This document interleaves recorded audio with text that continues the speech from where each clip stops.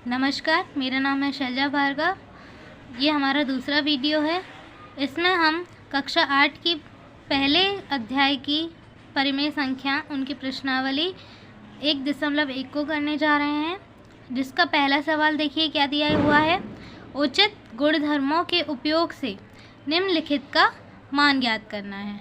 पहला क्वेश्चन, हम आपको पहला क्वेश्चन बताते हैं किस टाइप से करना है। सेकंड क्वेश्चन आप स्वयं करेंगे। ये हमारा पहला क्वेश्चन है। अब इस क्वेश्चन को हमें कैसे इसको सॉल्व करना है, उचित गुणधर्मों का उपयोग करके। तो सबसे पहले हम हल लिखेंगे, उसके बाद हम क्वेश्चन लिखेंगे। ये हमारा क्वेश्चन है। अब हम इसको कौन सा गुणधर्म लगा सकते हैं पहले वो देखेंगे। अब हम इसमें क्रम विनिमेयता का उपयोग कर सकते हैं, तो हम लिखेंगे क्रम विनिमेयता के उपयोग से using commutativity of rational numbers.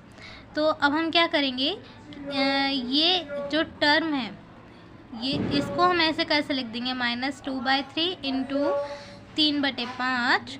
फिर हम क्या लिखेंगे, फिर हम इस टर्म को लिख देंगे -3/5 इंटू 1/6। फिर +5/2 को हम एंड में लिखते हैं, +5/2।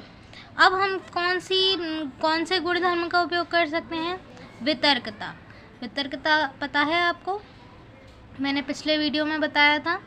हम क्या करेंगे, कुछ नहीं है ज़्यादा, बस हम 3/5 को इन दोनों टर्म में से कॉमन ले लेंगे, यहाँ से और यहाँ से 3/5 -3/5 को हमने कॉमन ले लिया।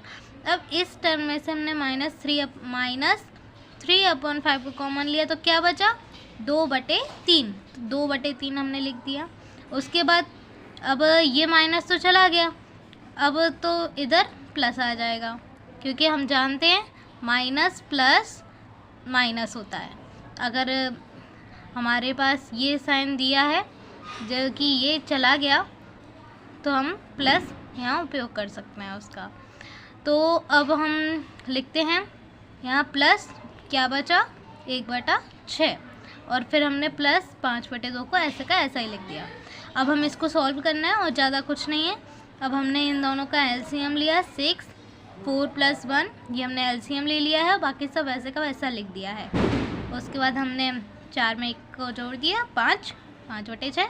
फिर हमने गुणा किया इन दोनों का, 5 से 5 कट गए, 3 एकम 3, 3 दूनी 6, तो -1/2 आया, +5/2। उसके बाद हमने इन दोनों को सॉल्व करने के लिए एलसीएम लिया, 4/2 बराबर 2। हमारा आंसर आया 2। और हमारे कौन कौन से गुणधर्म लगे इसमें, क्रम विनिमेयता और वितर्कता, 2 गुणधर्म का उपयोग हुआ है। इसी प्रकार हम ये दूसरा हैंस अतः ये हमारा इसका आंसर आया 2। ठीक है। अब इसी प्रकार ये दूसरा क्वेश्चन है, ये आपका होमवर्क में है, आपको इसे सॉल्व करना है। हमारा दूसरा क्वेश्चन क्या दिया गया है, निम्नलिखित में से प्रत्येक के योज्य प्रतिलोम लिखिए। तो पहला क्या है हमारा 2/8। अब मैंने आपको पिछले वीडियो में बताया है योज्य प्रतिलोम निकालना। अब हम निकालते हैं। दूसरे का पहला क्वेश्चन है 2/8 का हमें योज्य प्रतिलोम निकालना है। ये देखिए 2/8 का योज्य प्रतिलोम क्या है, तो उसका उत्तर हमारा ये है 2/8 का योज्य प्रतिलोम -2/8 है, क्योंकि 2/8 प्लस -2/8 अगर हम इन दोनों को जोड़ते हैं तो हमारा आंसर क्या आता है 0। मैंने आपको पहले भी बताया था कि अगर हमें कोई संख्या दी है तो उस संख्या में अगर कोई एक ऐसी संख्या को हमें प्लस करना है कि आंसर 0 आ जाए, और वो जो संख्या होगी उसे हम योज्य प्रतिलोम कहेंगे उस संख्या का। तो 2/8 का योज्य प्रतिलोम क्या हुआ, -2/8। ओके। इसी प्रकार ये सारे क्वेश्चंस आपको करने हैं आगे के। इसी प्रकार अब हम तीसरा क्वेश्चन हमारा क्या बोल रहा है, x बराबर 11/15 और x बराबर -13/17 के लिए सत्यापित क्या करना है हमें, -x = x। ओके, ये रहा हमारा क्वेश्चन। अब हम इसे कैसे सत्यापित करेंगे, तो मैं पहला करके बता रही हूँ, दूसरा आपको करना है। यहाँ हमें क्या दिया गया है, x बराबर 11/15 11/15 का योज्य प्रतिलोम क्या होता है, आप जानते ही हैं, -11/15 होगा, क्योंकि अगर हम 11/15 में -11/15 को अगर जोड़ेंगे तो हमारा आंसर 0 आएगा।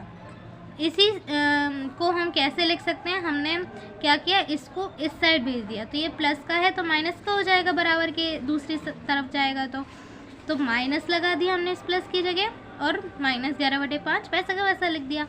अब हम और क्या कर सकते हैं, हम इसको इस साइड भी लिख सकते हैं, इसको इस साइड लिख सकते हैं, तो हमने दोनों का पोजीशन चेंज कर दिया, दोनों पक्ष चेंज कर दिया, RHS को LHS में लिख दिया, LHS को RHS में लिख दिया, दोनों इक्वल तो है ही। तो ये आया हमारा, और ये हमें क्या दिया गया था, x बराबर 11/15, तो हमने बस 11/15 की जगह x लिख दिया, माइनस की जगह माइनस, माइनस की जगह माइनस, 11/15 की जगह x और इस 11/15 की जगह x, और हमें सत्यापित क्या करना था, यही, तो हम नीचे क्या लिख देंगे, अर्थात ये हमारा सत्यापित हो गया है। अब हमारा चौथा क्वेश्चन क्या है, निम्नलिखित के गुणात्मक प्रतिलोम ज्ञात कीजिए। तो ठीक है, अब हमें इसके गुणात्मक प्रतिलोम ज्ञात कर, हमें -13 का गुणात्मक प्रतिलोम निकालना है। ठीक है, तो हम क्या करेंगे, तो -13 का गुणात्मक प्रतिलोम कितना होगा, -1/13 है, क्योंकि अब मैंने आपको क्या बताया था, गुणात्मक प्रतिलोम कैसे निकालते हैं कि जो संख्या दी है उसमें किसी एक ऐसी संख्या का गुणा करें कि आंसर 1 आ जाए। तो अब हम -13 में कौन सी संख्या का ऐसा गुणा कर सकते हैं कि 1 आंसर आए, तो अगर हम इसमें -1/13 का गुणा करेंगे, 13 से 13 कट जाएंगे, माइनस माइनस प्लस हो जाएगा और आंसर 1 आ जाएगा, इसलिए -13 का गुणात्मक प्रतिलोम -1/13 है।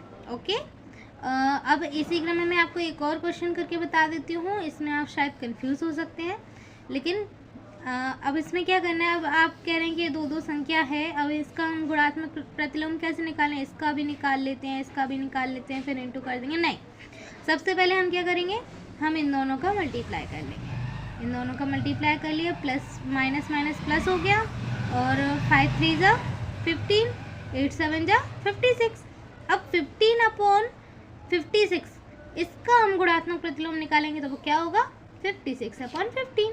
इसी प्रकार आपको सारे सवाल करने आगे, और कोई डाउट हो तो आप कमेंट सेक्शन में जाके अपना डाउट पूछ सकते हैं। उसके बाद हमारा 5वां क्वेश्चन क्या कह रहा है, निम्नलिखित प्रत्येक में गुणन के अंतर्गत उपयोग किए गए गुणधर्म का नाम लिखना है। तो इसमें हमें ज़्यादा कुछ नहीं करना, हमें बस नाम बताना कि कौन से गुणधर्म का उपयोग किया गया है। जैसे कि हम पहला क्वेश्चन देख ही सकते हैं, -4/5 गुणा 1 बराबर 1 गुणा -4/5 बराबर -4/5, बिल्कुल सही है। इसका मतलब ये कौन सा गुणधर्म का उपयोग कर रहा है, क्रम विनिमयता। कैसे कि अगर हम इसे a मानते हैं और इसे b मानते हैं, ठीक है, a का b में गुणा करो चाहे b का a में गुणा करो, आंसर दोनों का सेम आएगा, तो ये क्रम विनिमयता गुणधर्म के अंतर्गत आएगा। ओके, ऐसे ही इसका और इसका आपको पता लगाना है कौन सा गुणधर्म है। गुणधर्म मैंने पिछले वीडियो में बताए हैं आपको। अगला क्वेश्चन क्या है, 6/13 को -7/16 के व्युत्क्रम से गुणा करना है। तो इसमें ज़्यादा कुछ नहीं है, आपको कुछ नहीं करना है, बस 6/13 का तो 6/13 लिख देना है। अब हमें इसको किस चीज़ से गुणा करना है, -7/16 के व्युत्क्रम से। तो इसका व्युत्क्रम क्या होता है, हमने अभी ऊपर ही पढ़ा है, पिछले वीडियो में पढ़ा है हमने। तो व्युत्क्रम कैसे निकालते हैं, व्युत्क्रम मतलब गुणात्मक प्रतिलोम, ठीक है। तो इसका गुणात्मक प्रतिलोम क्या हो जाएगा, -16/7। तो बस हम इसका गुणा कर देंगे -16/7 से, और जो हमारा आंसर आएगा, तो अब इसका क्या आंसर आएगा, हम इन दोनों का गुणा कर देंगे, 6 × 16 कितना हो जाएगा, -96, और 13 7 जा 91, ये हमारा आंसर हो जाएगा। ओके, अब इसी प्रकार 7वां क्वेश्चन हमसे क्या कह रहा है, बताइए कौन से गुणधर्म की सहायता से आप 1/3 गुणा 6 गुणा 4/3 को 1/3 गुणा 6 गुणा 4/3 के रूप में अभिकलन कर सकते हैं। तो अब मैंने गुणधर्म पिछले ही वीडियो में बताया, तो आप एक बार उस वीडियो को चेक करें और उससे पढ़ें, जिससे आपको ये क्वेश्चन खुद ब खुद आ जाएगा। अगला क्वेश्चन हमसे क्या कह रहा है, क्या -1 से ही 1/8 का गुणात्मक प्रतिलोम 8/9 है, क्यों अथवा क्यों नहीं। ठीक है, तो हम इसे चेक कर लेते हैं। चेक कैसे करेंगे, सबसे पहले हम ये जो मिश्र भिन्न है 1 सही 1/8 इसको हम भिन्न में परिवर्तित करेंगे। 8 और 1 9 -9/8 ये हमारी भिन्न बन गई। ठीक है, अब इसका गुणात्मक प्रतिलोम क्या होता है कि अगर इसमें हम जिस भी संख्या का गुणा करें और आंसर कितना आना चाहिए 1। ठीक है, अब हम इसमें किसका गुणा कर सकते हैं -8/9 का = 1 तब आएगा। लेकिन ये 8/9 तो ये बोल रहा है, लेकिन हमारा आंसर क्या है -8/9, इसलिए हम लिख देंगे -1 सही 1/8 का गुणात्मक प्रतिलोम 8/9 नहीं है, क्योंकि इसका गुणात्मक प्रतिलोम क्या है -8/9। ओके, इसी प्रकार हमें 9th क्वेश्चन भी करना है। वो पूछ रहा है क्या 3 सही 1/3 का गुणात्मक प्रतिलोम 0.3 है, क्यों अथवा क्यों नहीं। तो आप इसे खुद कीजिए। अगला क्वेश्चन क्या है 10वां क्वेश्चन, ऐसी परिमेय संख्या जिसका कोई व्युत्क्रम नहीं है। कौन सी संख्या होगी 0। 0 का व्युत्क्रम क्या है 0 का अगर हम किसी भी संख्या से मल्टीप्लाई करेंगे तो 1 आ ही नहीं सकता है ना। इसी प्रकार दूसरा क्वेश्चन क्या है, परिमेय संख्याएं जो अपने व्युत्क्रम के समान है। ऐसी कौन सी परिमेय संख्या है जो खुद के व्युत्क्रम के समान है 1 और -1। ये बिल्कुल सही बात है, क्योंकि 1 का व्युत्क्रम क्या होगा 1, तभी तो 1 × 1 = 1। और -1 का व्युत्क्रम क्या होगा -1, -1 का -1 के साथ मल्टीप्लाई करेंगे तो 1 आएगा। इसलिए 1 और -1 ये दोनों अपने व्युत्क्रम के समान होते हैं। ठीक है, तीसरा क्या पूछ रहा, परिमेय संख्या जो अपने ऋणात्मक के समान है। ऐसी कौन सी परिमेय संख्या है जो अपने ऋणात्मक के समान है 0, क्योंकि 0 का ऋणात्मक क्या होगा 0 ही, क्योंकि 0 ना तो पॉजिटिव होती है ना नेगेटिव। हम इसे पॉजिटिव में गिन भी सकते हैं, नहीं भी, जैसा आप चाहो। तो 0 का ऋणात्मक क्या होगा 0, तो इसका आंसर हो गया 0। अब ये रिक्त स्थान है, 0 का व्युत्क्रम वो कोई नहीं होता, गलत लिखा है ये, नहीं है, 0 का कोई व्युत्क्रम नहीं है। ओके, संख्याएं 1 और -1 स्वयं के व्युत्क्रम हैं, बिल्कुल सही। -5 का व्युत्क्रम 5 है, 5 ही होगा, आप जानते हैं व्युत्क्रम मतलब गुणात्मक प्रतिलोम। इन दोनों का गुणा करेंगे आंसर 1 आएगा। 1/x का व्युत्क्रम क्या होगा x। ओके, दो परिमेय संख्याओं का गुणनफल हमेशा क्या होता है परिमेय संख्या, एक परिमेय संख्या होती है। ठीक है, दो परिमेय संख्याओं का गुणनफल हमेशा परिमेय होता है। किसी धनात्मक परिमेय संख्या का व्युत्क्रम, किसी धनात्मक परिमेय संख्या का व्युत्क्रम क्या होगा धनात्मक होगा। ठीक है, हमारी 1.1 प्रश्नावली 1.1 कंप्लीट हुई। अब हम जाते हैं प्रश्नावली 1.2 पे। प्रश्नावली 1.2 पहला क्वेश्चन क्या कहता है, निम्नलिखित संख्याओं को संख्या रेखा पर निरूपित कीजिए। पहला 7/4, दूसरा -5/6। मैं आपको 7/4 को निरूपित करके बताऊंगी, बाकी ये वाला क्वेश्चन और ये दूसरा भी इसी प्रकार है, ये दोनों आप स्वयं करेंगे। और अगर कोई भी प्रॉब्लम हो आप कमेंट सेक्शन में मुझसे पूछ सकते हैं। तो सबसे पहले हमें क्या निरूपित करना है संख्या रेखा पर, हमने 7/4 निरूपित करना है। ठीक है, तो हम उसी के अकॉर्डिंग अपनी संख्या रेखा बनाएंगे। अब हम 0 को 0/4 लिख सकते हैं, बिल्कुल लिख सकते हैं। तो हमने ऐसी संख्या रेखा बनाई कि जिसके अपॉन में 4 है, तो हमने बनाया 0/4, 1/4, 2/4, 3/4, 4/4, 5/4, ऐसे हम लिखते चलेगा। आप और आगे भी लिख सकते हैं, मैंने यहाँ तक स्टॉप कर दिया क्योंकि हमें 7/4 पहले ही मिल गया ना, इसलिए। अब 0/4 को हम 0 लिख सकते हैं, 4/4 को हम 1 लिख सकते हैं, 8/4 को हम 2 लिख सकते हैं। ठीक है, ये हमारी संख्या है 0, 1, 2, इधर 3 आएगा, 4, ऐसे चलती रहती है। इधर माइनस की संख्याएं आएंगी, इसलिए हमने ये एरो लगाया क्योंकि इनके बाद भी और भी संख्याएं हैं। तो अब हमें 7/4 को संख्या रेखा पर निरूपित करना है। तो हम क्या करेंगे, हम ऐसी संख्या रेखा बनाएंगे और उसके बाद हम यहाँ पर ऐसे गोला लगा देंगे। ये हो गया हमारा 7/4 को हमने निरूपित कर दिया। ऐसे ही हम आगे के क्वेश्चंस करेंगे। अब इसी तरह के क्वेश्चन है सेकंड वाला भी। अब थर्ड वाला क्वेश्चन क्या कह रहा है, ऐसी 5 परिमेय संख्याएं लिखिए जो 2 से छोटी हों। तो 2 से छोटी आप तो कोई भी परिमेय संख्या लिख सकते हैं जिन्हें हम जानते हो कि उसको हम क्या परिमेय संख्या मतलब p बटे q के रूप में लिख सकते हो। तो आप कुछ भी लिख सकते हो, जैसे कि आपको 2 से छोटी लिखनी है, ठीक है, तो 2 छोड़ो, अब हम क्या लिख सकते हैं 1/2, है ना, या फिर 1, क्योंकि हम 1 को 1/1 भी लिख सकते हैं, p बटे q के रूप में आ गया और q 0 नहीं है इसलिए, और 0/1 भी लिख सकते हैं हम, है ना, और माइनस का 1/2 या और माइनस का 1। तो ये हमारी 5 2 से छोटी परिमेय संख्याएं हो गई। ओके, अब वो क्या बोल रहा है चौथे क्वेश्चन में, -2/5 और 1/2 के मध्य 10 परिमेय संख्याएं ज्ञात कीजिए। अरे अब हमें तो 10 परिमेय संख्या निकालनी है, ठीक है, नो प्रॉब्लम, हम निकाल सकते हैं। तो हम निकालते हैं, हमें -2/5 और 1/2 के, अब हमें -2/5 और 1/2 के बीच की 10 परिमेय संख्याएं ज्ञात करनी है। तो हम क्या करेंगे, पहले तो इन दोनों को समान हर वाली परिमेय संख्या बनाएंगे। तो वो हम कैसे बनाएं, सबसे पहले तो हम -2/5 को 4/4 इससे मल्टीप्लाई कर देते हैं। तो कर सकते हैं क्योंकि ये दोनों कट के 1 है, और 1 का हम किसी भी संख्या में मल्टीप्लाई कर सकते हैं। ये हम गुणात्मक प्रतिलोम जो हमने गुणधर्म पढ़ा था उसके अकॉर्डिंग हम जानते हैं। तो उसके बाद हम इसका मल्टीप्लाई करेंगे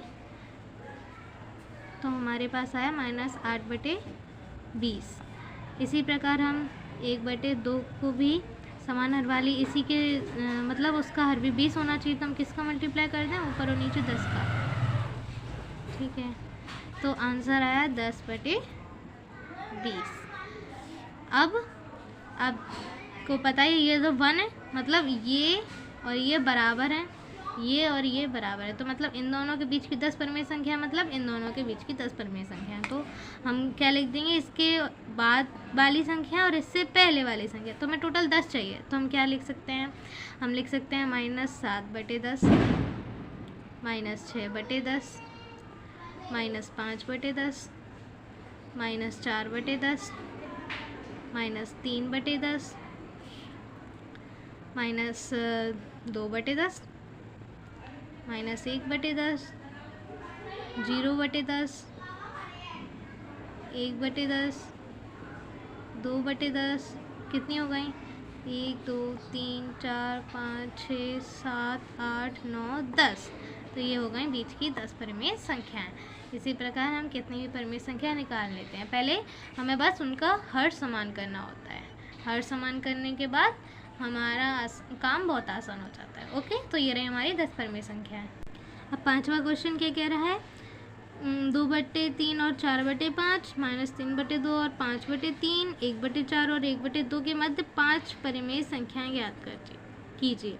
जैसे हमने 4th क्वेश्चन में 10 परिमेय संख्या निकाली थी, वैसे ही हमें सेम इसमें करना है। हम पहले हर समान करेंगे और उसके बाद हम 5 परिमेय संख्याओं को लिख देंगे।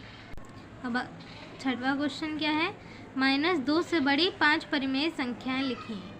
तो हम लिख सकते हैं, बहुत सारी संख्याएं होती हैं, -2 से बड़ी लिखनी है हमें तो बस। तो क्या क्या हो सकती हैं, -3/2, -1/1, -1/2, 0/2, 1 जो भी तुम मानो 1, और 1/2, 1 2 3 4 5 परिमेय संख्या। ऐसी बहुत सारी परिमेय संख्या हो सकती हैं, क्योंकि हमें -2 से बड़ी निकालनी है, तो कितनी भी हो सकती है अनंत तक। तो ये हमारी 5 परिमेय संख्याएं हो गई, -3/2, -1/1, -1/2, 0/1 और 1/2, क्योंकि परिमेय संख्या p/q के रूप में होती है, इसलिए हमने ऐसे लिखा है। अब अगला क्वेश्चन क्या बोल रहा है, 3/5 और 3/4 के बीच में 10 परिमेय संख्याएं ज्ञात करनी है। सेम वही मेथड जैसा हमने 4th क्वेश्चन में किया था, हम पहले हर समान करेंगे। जब दोनों परिमेय संख्याओं के हर समान हो जाएंगे तो बहुत आसान हो जाएगा 10 परिमेय संख्या निकालना। फिर भी अगर आपको कोई डाउट होता है तो आप कमेंट सेक्शन में मुझसे बोल सकते हैं। और आप प्रश्नावली से पहले जो उदाहरण के सवाल दिए होते हैं उनकी प्रैक्टिस भी करें, जिससे आपको सवाल बहुत अच्छे तरीके से आ जाएंगे। आपको अगर ये वीडियो पसंद आया हो please like share and subscribe ज़रूर करें, जिससे आगे के वीडियोस की अपडेट आपको मिल सके। धन्यवाद।